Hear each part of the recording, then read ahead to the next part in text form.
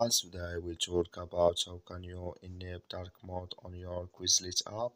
We're going to figure out the solution or know how you can do that on your app.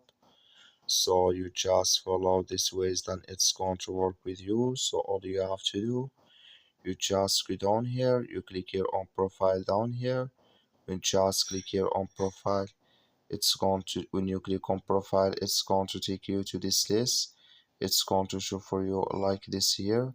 So then all you have to do now, just click on your settings. When just click here on your settings, it's going to take you to this list here.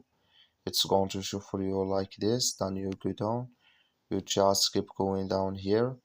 So then you click here on theme. When just click here on theme here, so then when you click here on theme, it's going to take you to this list. You click here on dark here. When just click here on dark, then here it's going to change with you to dark mode like you see on your Quizlet app. That's all you have to do. Thank you for watching. Don't forget to support us by liking and subscribe.